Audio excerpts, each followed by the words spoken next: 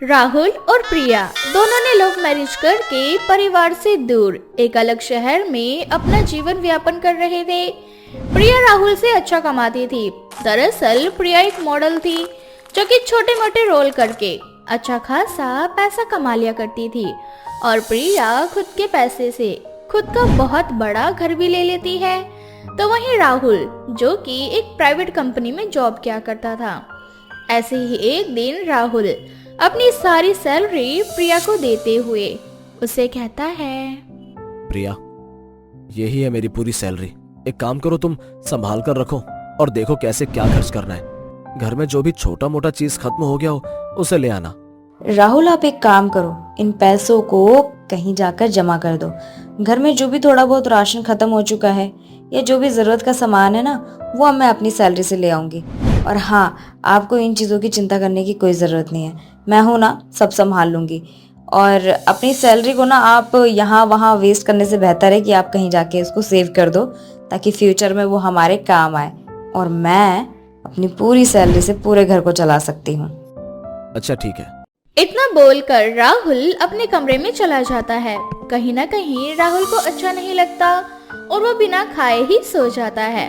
ऐसे ही अगली सुबह प्रिया बहुत जल्दी जल्दी सारा काम करके रेडी होती है और राहुल से कहती है, राहुल, मैंने तुम्हारा टिफिन तैयार कर दिया है और तुम समय से ऑफिस के लिए रेडी हो जाना। मैं शूट पे जा रही हूँ, आज थोड़ा लेट हो जाएगा। शाम को आते समय ना तुम खाने का देख लेना और हाँ, मेरे लिए खाना मत बनाना क्योंकि मैं तो बाहर से खाऊंगी आज। ज्यादा दूर जाना है क्या तुम्हें? हाँ राहुल, मुझे दूर जाना है, बाकी तुम मेरी टेंशन मत लेना, समय से आ जाऊंगी। कुछ पैसे चाहिए तो बता दो। ज्यादा दूर जा रही हो, साथ में पैसे होना जरूरी है। मान लो जरूरत पड़ गई तो? अरे नहीं पागल, मेरे पास हैं पैसे और मुझे जरूरत पड़ेगी ना तो मैं खुद मैनेज कर लूंगी। तुम बिल्कुल भी टेंशन मत लो, तुम तैयार होके ऑफिस चले जाना। इतना बोलकर प्रिया चली जाती है। राहुल को फिर से प्रिया के मुंह से पैसों की बात बिल्कुल अच्छी नहीं लगती और मन ही मन उसे प्रिया से धीरे धीरे नफरत होने लग रही थी। कहीं ना कहीं वो अपने ही प्यार से जलन महसूस करने लग रहा था। ऐसे ही एक दिन राहुल के ऑफिस में नंदिनी नाम की एक लड़की आती है। नंदिनी दिखने में काफी सुंदर थी। राहुल और नंदिनी के बीच बहुत ही कम समय में गहरी दोस्ती हो जाती है। राहुल को नंदिनी का साथ बहुत अच्छा लगता है। ऐसे ही एक दिन राहुल नंदिनी को एक रेस्टोरेंट में ले जाता है जहां राहुल खुद उस रेस्टोरेंट में बिल पे करता है। ये देखकर नंदिनी उससे कहती है, राहुल, एक बात बोलूं, वो क्या है ना, अभी मेरी सैलरी नहीं आई है और इस वजह से मैं बिल नहीं भर पाई, वरना मैं खुद बिल दे देती। अरे मैं हूँ ना, डोंट वरी। जब तक मैं हूँ तब तक तुम्हें पैसों की कोई भी टेंशन लेने की जरूरत नहीं है। तुम कितने अच्छे हो यार। ऐसे ही अब समय बीतता जाता है। राहुल अब धीरे धीरे प्रिया को पूरी तरह से नजरअंदाज करने लगता है। वह उसके साथ बिल्कुल भी समय नहीं बिताया करता, साथ ही घंटों घंटों नंदिनी से फोन पर बातचीत किया करता था। ये सब देखकर प्रिया को बहुत बुरा लगता है और एक दिन प्रिया राहुल से कहती है, ये सब क्या है राहुल? मैं देख रही हूँ कुछ दिनों से तुम मुझसे दूर दूर रहने लगे हो और मुझसे बात भी नहीं करते ठीक से। मुझसे कोई गलती हो गई है क्या? देखो यार, मेरे पास ना तुम्हारी इन फालतू बकवास के लिए बिल्कुल भी समय नहीं है। अपना काम करो तुम। बेचारी प्रिया, उसे कुछ भी समझ में नहीं आ रहा था कि आखिर राहुल ऐसा क्यों कर रहा है। ऐसे ही एक दिन प्रिया देखती है कि राहुल नंदिनी से फोन पर बात कर रहा है। राहुल और नंदिनी की बात सुनकर प्रिया समझ जाती है कि जरूर राहुल का अफेयर नंदिनी से चल रहा है।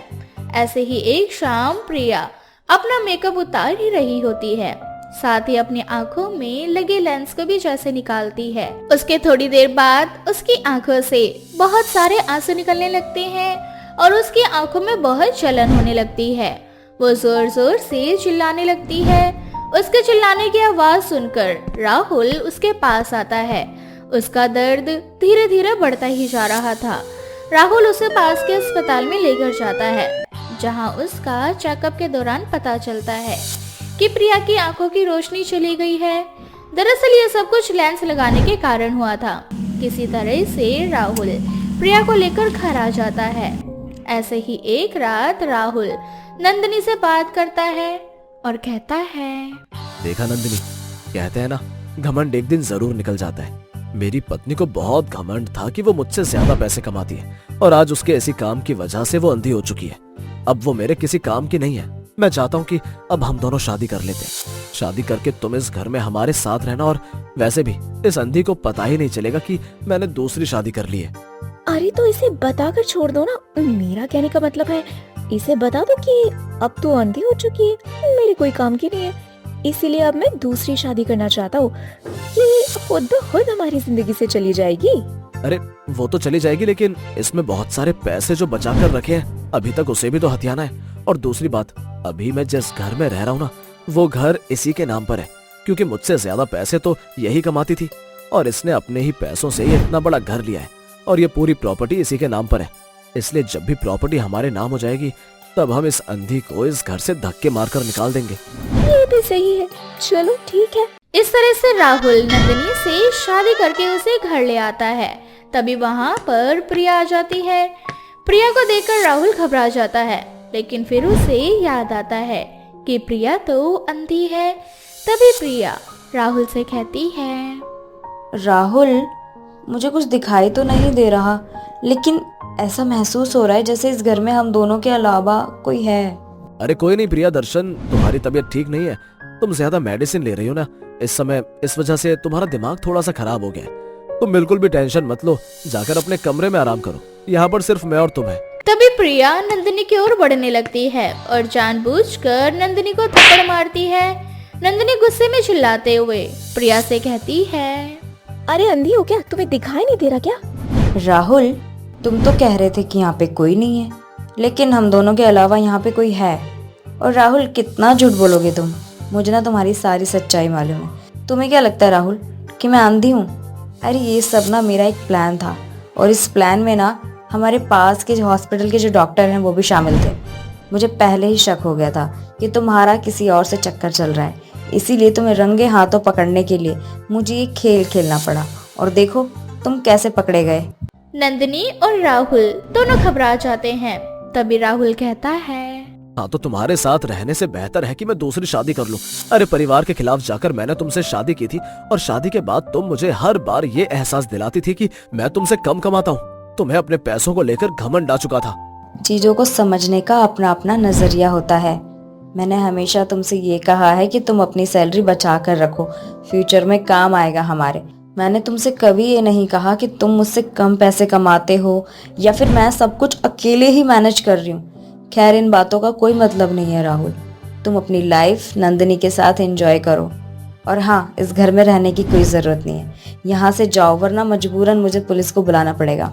प्रिया नंदिनी और राहुल को वहाँ से निकाल देती है, जिसके बाद वो दोनों हमेशा हमेशा के लिए वो घर छोड़कर चले जाते हैं और प्रिया अपनी लाइफ में अकेले ही हंसी खुशी आगे बढ़ती है। शांति एक गरीब औरत थी जो सिलाई का काम करके अपना घर चलाती थी। शांति ने अकेले ही अपने तीनों बेटों की परवरिश की थी, और उनकी शादी भी शांति ने अच्छे और अमीर घर की लड़कियों से करवाई थी। शांति की तीनों बहुएं अमीर घर से थीं, और इस बात का उनकी तीनों बहुओं को बहुत ही घमंड था। ऐसे ही एक दिन शांति कपड़े सिल रही होती है, तभी वहां शांति की सबसे बड़ी बहू रूपाली आती है। माँ जी, आप फिर से अपनी सिलाई लेकर बैठ गई। मैंने आपको कितनी बार कहा है ना, अब आपको इन सिलाई की जरूरत नहीं है। आपके घर में आपकी एक नहीं, दो नहीं, बल्कि तीन बहुएं हैं, और हम तीनों ही अच्छी फैमिली से हैं। बहू, मैं जानती हूँ कि तुम तीनों बहुत अमीर हो और तुम्हारे माँ बाप ने भी बहुत अच्छा खासा दहेज दिया है, पर मेरी रोजी रोटी ना ये सिलाई ही है, और इन्हीं की बदौलत मैंने अपने बेटों की शादी तुमसे कराई है। इसलिए जब तक मेरे हाथ पैर सही सलामत हैं, मैं अपना सिलाई का काम तो नहीं छोड़ने वाली। अपनी सास की ये बात सुनकर रूपाली को बहुत गुस्सा आता है, और वो वहां से चली जाती है।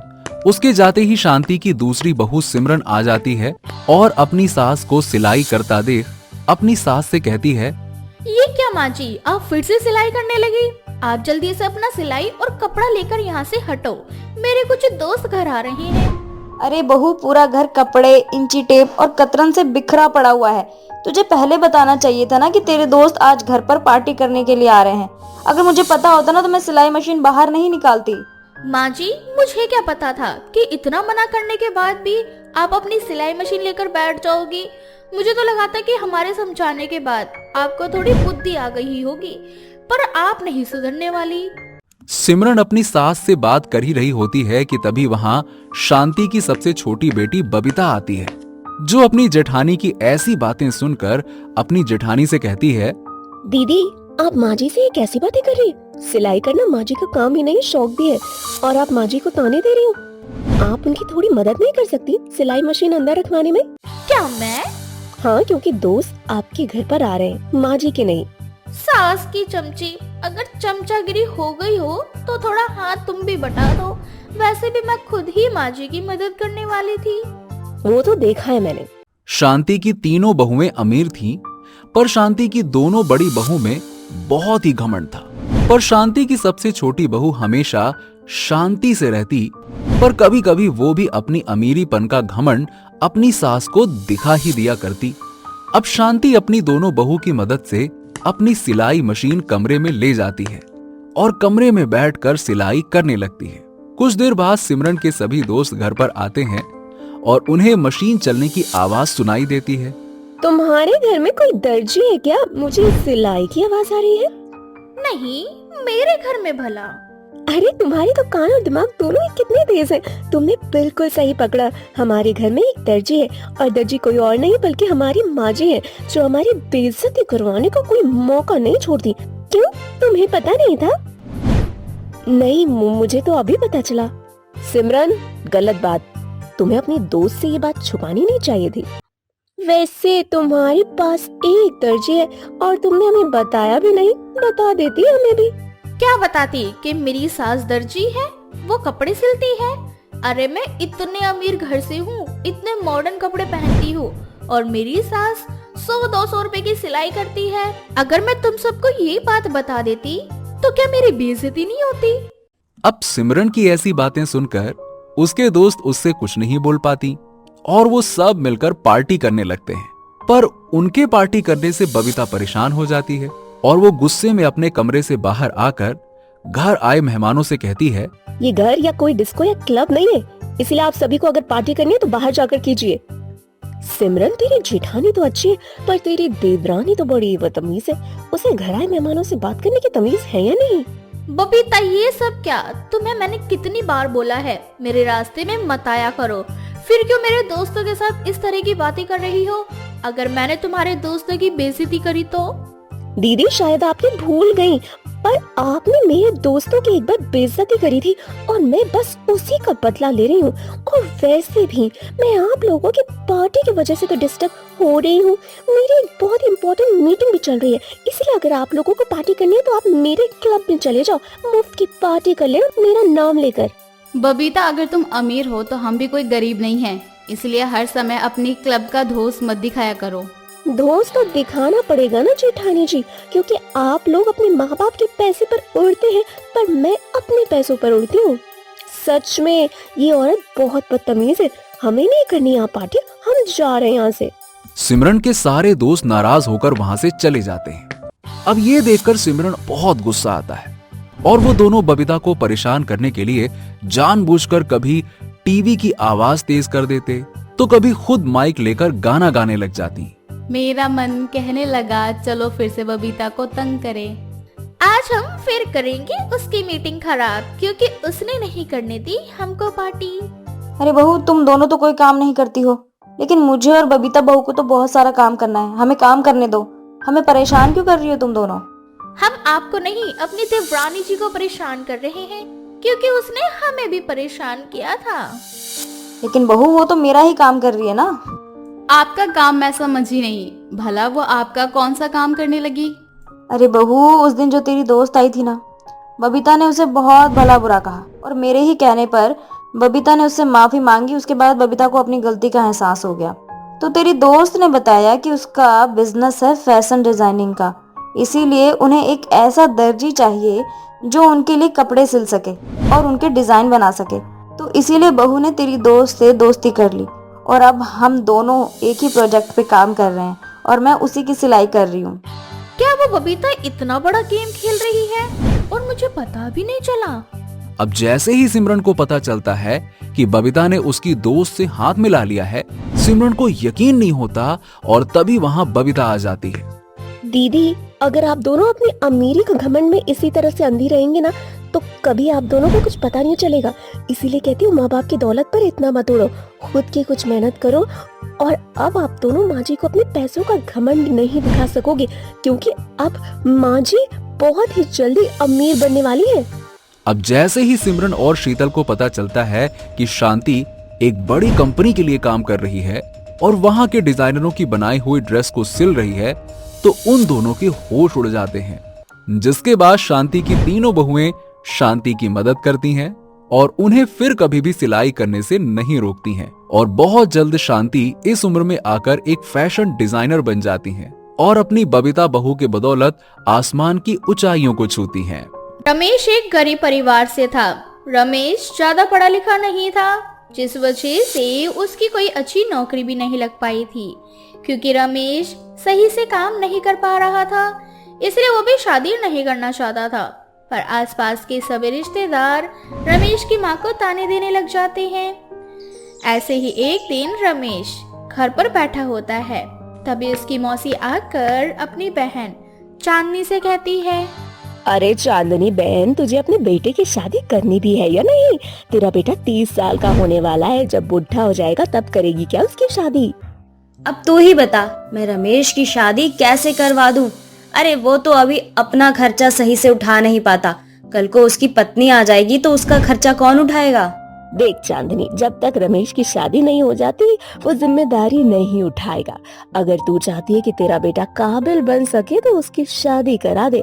अगर और उम्र बढ़ी ना तो शादी भी नहीं हो पाएगी और सब अंकल अंकल कहने लगेंगे, वो अलग।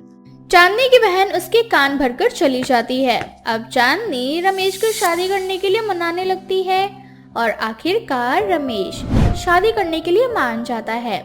रमेश के हाँ करते ही चांदनी बिना कोई देरी किए अपनी बहन को घर बुलाती है और उसे लड़की ढूंढने की बात करती है। दीदी, मैंने ना बड़ी ही मुश्किल से रमेश को तैयार किया है शादी के लिए। अब तुम कोशिश करना कि कोई अमीर लड़की हो जो अच्छा खासा दहेज लेकर आए और दहेज के पैसे भी हमें देगी, तभी मैं अपने बेटे की शादी करवा पाऊंगी। तुम तो जानते हो ना कि कैसे हालात है मेरे घर के। अरे चांदनी, तू फिक्र क्यों करती है? तेरे घर में तो ऐसी बहू लाऊंगी जो अकेले ही पूरा घर का काम संभाल लेगी और तेरे बेटे को भी सीधा कर देगी। बस मुझ पर तू विश्वास रख। अब चांदनी अपनी बहन पर विश्वास कर लेती है और बिना कोई जांच पड़ताल किए अपने बेटे रमेश की शादी खुशबू नाम की लड़की से करवा देती है। खुशबू दिखने में जितनी सुंदर थी वो उतनी ज्यादा पढ़ी लिखी भी थी। पर ये क्या, खुशबू अपने साथ अपना सामान ना लाकर अंडों की पेटियां लेकर आती है और साथ में कुछ मुर्गियां भी। अरे बहू, तू अपने साथ कोई सामान लेकर नहीं आई है? मेरी दीदी ने तो कहा था कि तू बहुत अमीर है और दहेज में बहुत सारा सामान लेकर आएगी। तू तो सिर्फ ये अंडे और मुर्गा लेकर आई है। माँ जी, मैं आप चलता फिरता अपना बिजनेस लेकर आई हूँ और आप दहेज की बात कर रहे हो। आपकी बहन ने आपको नहीं बताया क्या कि मैं अंडे देने वाली के नाम से फेमस हूँ? यही तो वजह थी कि कोई मुझसे शादी नहीं कर रहा था। पर जब रमेश ने शादी के लिए हाँ कही तो मैंने भी इस शर्त पर शादी के लिए हाँ कर दी कि आप मेरे काम में दखल नहीं दोगी। क्या? अंडे देने वाली? इसका मतलब ये अंडे तूने दिए हैं बहू? अरे नहीं माँ जी, भला कोई इंसान अंडे दे सकता है क्या? अरे अंडे तो मेरी मुर्गियाँ देती है। बस मेरा बिजनेस अंडे देने वाली के नाम से, सब मुझे इसी नाम से जानते हैं। और देखो, अब तो मैं घर के बाहर भी पोस्टर लगा चुकी हूँ ताकि कल से मेरे घर पर यहाँ पर भी अंडे लेने वालों की भीड़ जमा हो जाए। वैसे भी माँ जी, संडे हो या मंडे रोज खाओ अंडे। इतना बोलकर खुशबू अपने सारे अंडे घर में रखवा देती है। चांदनी एक शाकाहारी औरत थी।